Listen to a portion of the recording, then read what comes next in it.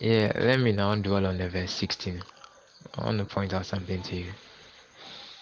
It says, so the last will be first, and the first last.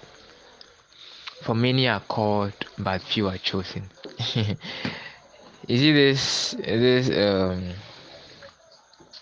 this statement.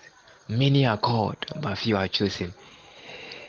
It has been it has been misconstrued also. I mean, the understanding is not what it's supposed to be.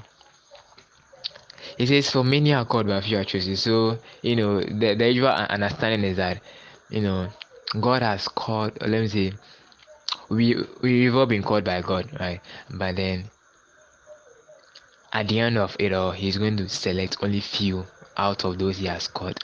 That cannot be true. It cannot be true. That is not the meaning of many are called, but few are chosen. No, that is not it. Look at this. It says that for many are called, but few are chosen. The few that are chosen, it is not the few out of the many that have been called. No. Many are called, few are chosen. There are two different words. We have call and then choose. So called and chosen. Now,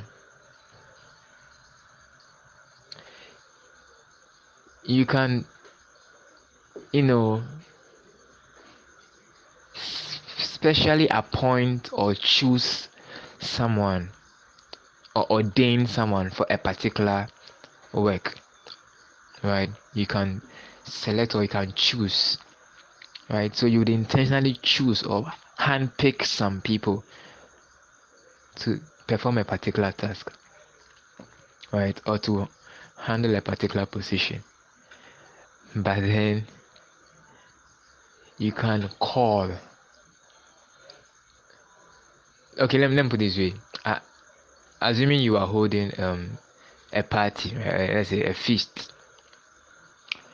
you can specially invite some people. So you can choose some people, right? You can choose some people. But then you can call, or let me say, those that you have chosen, you can ask them to call upon many people to come to the feast. So you always choose the few, and then the few will call the many. I don't know whether you are getting me. So it says many are called, but few are chosen. It wasn't saying few are chosen out of the many that are called. No, it was two different categories of people. That when it comes to those that are chosen, they are few. But when it comes to the category of those who are called, they are many. Because God specially handpicks some few people for his work. And then it is based on those few that he has chosen that many will be called. Let me give this illustration. The disciples were only 12, right? So they were few. God chose them. They were few. So few are chosen. But out of the few, I think later on it became 11. Out of the few that were chosen, right? Now the gospel, the message of Jesus Christ has spread all over. So many have been called through the few that were chosen. Uh, Let me give you another illustration, another example. Paul was specially chosen, handpicked by God. So he was chosen. So there were people that God, specially picked or chose. But then out of the few that he chose, many have been called that we can all come and partake of the feast, the great feast. That is it. Yeah. So it is not as if we've all been called. So we are all called. Many have been called.